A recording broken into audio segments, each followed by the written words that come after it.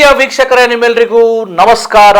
ನಾನು KJ ಹಳ್ಳಿ ಸುರೇಶ್. ಯುದ್ಧ ನಿಂತಿತ್ತು, ಸ್ವಲ್ಪ ಜಗತ್ತಿಗೆ ಬೇರೆ ಬೇರೆ ದೇಶಗಳಿಗೆ ನೆಮ್ಮದಿ. ಈಗ ಮತ್ತೆ ಯುದ್ಧದ ಕಾರ್ಮೋಡ, ಮತ್ತೆ ಜನರಲ್ಲಿ ಆತಂಕ. ಅಮೆರಿಕ ಮತ್ತು ಇರಾನ್ ನಡುವಿನ ಯುದ್ಧ ಮತ್ತೆ ಶುರುವಾಗಿದೆ. ಅಲ್ಲಿಗೆ ಜಗತ್ತಿನ ನೆಮ್ಮದಿ, ಜಗತ್ತಿಗೆ ಒಂದು ರೀತಿ ಕಂಟಕ ಶುರುವಾಗಿದೆ ಅಂತಾನೆ ಹೇಳ್ಬೋದು. ಸ್ನೇಹಿತರೆ, ಇದರ ಮಾಹಿತಿ ಕೊಡ್ತೇನೆ. ಅದಕ್ಕೂ ಮುಂಚೆ ನೀವಿನ್ನು ನಮ್ಮ ಈ ಚಾನಲ್ಗೆ ಸಬ್ಸ್ಕ್ರೈಬನ್ನು ಮಾಡ್ಕೊಳ್ತಾ ಇದ್ದರೆ ದಯಮಾಡಿ ಸಬ್ಸ್ಕ್ರೈಬ್ ಮಾಡಿ, ಲೈಕ್ ಮಾಡಿ, ಶೇರ್ ಮಾಡಿ, ನಿಮ್ಮ ಅಭಿಪ್ರಾಯಗಳನ್ನು ಕೂಡ ತಿಳಿಸಿ.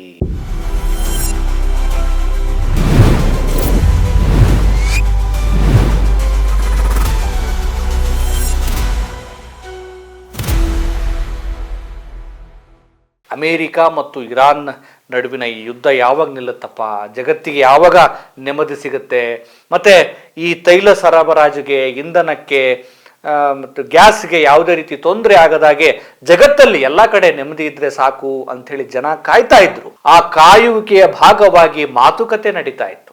ಆ ಮಾತುಕತೆ ಇನ್ನೇನು ಫೈನಲ್ ಆಯ್ತು ಅನ್ನೋ ಅಷ್ಟರಲ್ಲೇ ಈ ಯುದ್ಧಕೋರ, ಜಗಳ ಗಂಟ ಟ್ರಂಪ್ ಎಲ್ಲಿ ಶೃಂಗಸಭೆಯಲ್ಲಿ ಯುದ್ಧದ ಒಂದು ರೀತಿಯ ಯುದ್ಧದ ಆಜ್ಞೆಯನ್ನ ಕೊಟ್ಟೇ ಬಿಟ್ಟಿದ್ದಾನೆ. ಒಂದು ಕಡೆ ಇರಾನ್ನಲ್ಲಿ ತಮ್ಮ ಸರ್ವೋಚ್ಚ ನಾಯಕ ಖಮೇನಿಯ ಒಂದು ಅಂತ್ಯ ಸಂಸ್ಕಾರ ನಡೆಯುತ್ತಿರುವಂತಹ ಸಂದರ್ಭದಲ್ಲಿಯೇ ಇರಾನ್ ಮೇಲೆ ದಾಳಿ ಶುರುವಾಗಿದೆ. ಇದು ಇನ್ನು ಎಲ್ಲಿಗೆ ಕೊಂಡೊಯ್ಯುತ್ತೆ ಅಂತ ಹೇಳೋದಿಕ್ಕಾಗಲ್ಲ. ನಮ್ಮ ದೇಶಕ್ಕಂತೂ ಇದರ ಪರಿಣಾಮ, ನಮ್ಮ ದೇಶ ಅಷ್ಟೇ ಅಲ್ಲದೆ ಜಗತ್ತಿನ ಬೇರೆ ಬೇರೆ ದೇಶಗಳಿಗೆ ಈ ಯುದ್ಧದ ಭೀಕರತೆ ಮತ್ತಷ್ಟು ಗಾಢವಾಗಿ, ಭೀಕರವಾಗಿ ಕಾಡಲಿದೆ. ನೋಡೀಗ, ಯಾವಾಗ ಹಾರ್ಮುಜ್ ಜಲಸಂಧಿಯಲ್ಲಿ ವಾಣಿಜ್ಯ ಹಡಗುಗಳ ಮೇಲೆ, ಜೊತೆಗೆ ಹಾರ್ಮುಜ್ ಅನ್ನ ಮತ್ತೆ ನಾನು ಸಂಪೂರ್ಣವಾಗಿ ಕಂಟ್ರೋಲ್ ಅಲ್ಲಿ ಇಟ್ಟುಕೊಂಡಿದ್ದೇನೆ ಅನ್ನುವ ಸಂದೇಶವನ್ನ ಸೂಚಿಸುವ ಸಲುವಾಗಿ ಇರಾನ್ 3 ವಾಣಿಜ್ಯ ಹಡಗುಗಳ ಮೇಲೆ ಅಟ್ಯಾಕ್ ಮಾಡುತ್ತೆ. ಈ ಅಟ್ಯಾಕ್ ಆದ ನಂತರ ರೊಚ್ಚಿಗೆದ್ದಿರುವಂತ ಅಮೆರಿಕ ಇದಕ್ಕೆ ಪ್ರತ್ಯುತ್ತರವಾಗಿ ಇರಾನ್ ಮೇಲೆ ಕ್ಷಿಪಣಿಗಳ ದಾಳಿ, ಇರಾನ್ ಮೇಲೆ ಒಂದು ರೀತಿ ಮುಗಿಬಿದ್ದು ಬಿಟ್ಟಿದೆ. ಈ ಮುಗಿಬಿದ್ದ ಕಾರಣಕ್ಕೋಸ್ಕರ ಇರಾನ್ನ 80ಕ್ಕೂ ಹೆಚ್ಚು ವಾಯು ರಕ್ಷಣಾ ವ್ಯವಸ್ಥೆ, ಕರಾವಳಿಯ ನಿಗಾ ವ್ಯವಸ್ಥೆ, ಹಾರ್ಮುಜ್ನ ಕರಾವಳಿ ಭಾಗ, ಆಮೇಲೆ ಕ್ಷಿಪಣಿ ತಾಣಗಳು ಮತ್ತು ಹಡಗು ವಿರೋಧಿ ಕ್ರೂಸ್ ಕ್ಷಿಪಣಿ, ಡ್ರೋನ್ ಉಡಾವಣಾ ಕೇಂದ್ರಗಳು, ಆಮೇಲೆ ಇರಾನ್ನ ಅತಿ ದೊಡ್ಡ ದ್ವೀಪವಾಗಿರುವಂತ ಖೇಶ್ಮಾ ಅಂತ ಹೇಳಿ ಅಲ್ಲೂ ಕೂಡ ಒಂದು ದೊಡ್ಡ ದಾಳಿಯನ್ನ ಮಾಡಿದೆ. ನೋಡಿ, ಇರಾನ್ನ ರಕ್ಷಣಾ ವ್ಯವಸ್ಥೆ ಮೇಲೆ ದಾಳಿಯಾಗಿದೆ, ರೆಡಾರ್ ಸೌಲಭ್ಯಗಳ ವ್ಯವಸ್ಥೆ ಮೇಲೆ ಅಮೆರಿಕ ದಾಳಿ ಮಾಡಿದೆ, ಆಮೇಲೆ 60ಕ್ಕೂ ಹೆಚ್ಚು ಬೋಟ್ಗಳನ್ನು ಗುರಿಯಾಗಿಸಿ ದಾಳಿ ನಡೆಸಲಾಗಿದೆ. ಅಲ್ಲಿನ ಬಂದರು ಮತ್ತು ತೈಲ ಘಟಕಗಳ ಮೇಲೆ ದಾಳಿ ನಡೆಸಲಾಗಿದೆ. ಇದಕ್ಕೆ ಪ್ರತ್ಯುತ್ತರವಾಗಿ ಇರಾನ್ ಕೂಡ ಅಮೆರಿಕದ ಮಿಲಿಟರಿ ಬೇಸ್ಗಳ ಮೇಲೆ, ತನ್ನ ಅಕ್ಕಪಕ್ಕದಲ್ಲಿರುವಂತಹ ಮಿಲಿಟರಿ ಬೇಸ್ಗಳ ಮೇಲೆ ಅದು ಕೂಡ ದಾಳಿ ನಡೆಸಿದೆ. ಸೊ ಇದಾಗೋದಕ್ಕಿಂತ ಮುಂಚೆ ಟರ್ಕಿಯಲ್ಲಿ ನಡೀತಿರುವಂತಹ ಒಂದು ನ್ಯಾಟೋ ಶೃಂಗಸಭೆಯಲ್ಲಿ ಡೊನಾಲ್ಡ್ ಟ್ರಂಪ್ ಏನ್ ಹೇಳಿದ್ದಾರೆ ಅಂದ್ರೆ, ಮಧ್ಯಂತರ ಕದನ ವಿರಾಮ ಒಪ್ಪಂದದ ಪ್ರಕಾರ ಶೃಂಗಸಭೆಯಲ್ಲಿ, ಟರ್ಕಿಯ ಅಂಕಾರದಲ್ಲಿ ನಡೀತಿರುವಂತಹ ನ್ಯಾಟೋ ಶೃಂಗಸಭೆಯಲ್ಲಿ ಇರಾನ್ ವಿರುದ್ಧ ಗುಡುಗಿರುವಂತಹ ಟ್ರಂಪ್ ಈ ಮಧ್ಯಂತರ ಒಂದು ಯುದ್ಧವನ್ನ ನಿಲ್ಲಿಸಬೇಕು ಅನ್ನುವಂತ ಮಾತುಕತೆ ಮುರಿದು ಬಿದ್ದು ಹೋಗಿದೆ. ಇವರು ಮೂರ್ಖರು, ಇವರು ವಿಶ್ವಾಸಕ್ಕೆ ಅರ್ಹ ಇಲ್ಲ, ಹಾಗೆ ಹೀಗೆ ಅಂತೇಳಿ ಇರಾನ್ ಮೇಲೆ ವಾಗ್ದಾಳಿಯನ್ನ ನಡೆಸಿರುವಂತ ಟ್ರಂಪ್ ಅಲ್ಲಿಂದಲೇ ಆ ಶೃಂಗಸಭೆಯ ಸಂದರ್ಭದಲ್ಲಿಯೇ ಅಮೆರಿಕಕ್ಕೆ ಒಂದು ಆಜ್ಞೆಯನ್ನು ಕೊಟ್ಟಿದ್ದಾರೆ, ದಾಳಿ ಮಾಡಿ ಅಂತ. ಸೊ ಈ ಕಾರಣದಿಂದ ಏನಾಗಿದೆ, ಈ ಕಾರಣದಿಂದ ಮಧ್ಯಂತರ ಕದನ ವಿರಾಮ ಒಪ್ಪಂದದ ಪ್ರಕಾರ ಒಪ್ಪಂದ ಆಗಿತ್ತು, ಆದ್ರೆ ಈಗ ಒಪ್ಪಂದ ಮುರಿದು ಬಿದ್ದಿದೆ. ಒಪ್ಪಂದವನ್ನ ಮುರಿದವರು ಯಾರು? ಅಮೆರಿಕ ಮತ್ತು ಇರಾನ್. ಆ ದೇಶಗಳೇ ಮಾಡ್ಕೊಂಡಿದ್ದಾವೆ. ಸೊ ಇದರಿಂದಾಗಿ ಇರಾನ್ ಜಾಗತಿಕವಾಗಿ ತೈಲ ಮಾರಾಟಕ್ಕೆ ನೀಡಿದಂತ ಪರವಾನಗಿಯನ್ನ ಅಮೆರಿಕ ರದ್ದುಪಡಿಸಿದೆ. ಸೊ ಇದರಿಂದ ಹಾರ್ಮುಜ್ ಜಲಸಂಧಿಯಲ್ಲಿ ಮತ್ತಷ್ಟು ಬಿಕ್ಕಟ್ಟು ಶುರುವಾಗಿದೆ.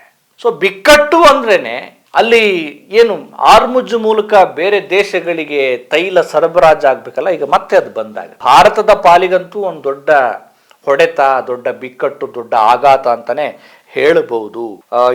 ಇರಾನ್ ಮೇಲೆ ದಾಳಿ ನಡೆಸಿದ್ದಲ್ಲ ಅಮೆರಿಕ, ಅಲ್ಲಿನ ಕಾರ್ಗ್ ದ್ವೀಪ ಮತ್ತು ಅಲ್ಲಿನ ಮೂಲ ಸೌಕರ್ಯಗಳ ಒಂದು ನೆಲೆಗಳ ಮೇಲೂ ಕೂಡ ದಾಳಿ ನಡೆಸಲಾಗಿದೆ ಅಂತ ಹೇಳಿದ್ದಾರೆ.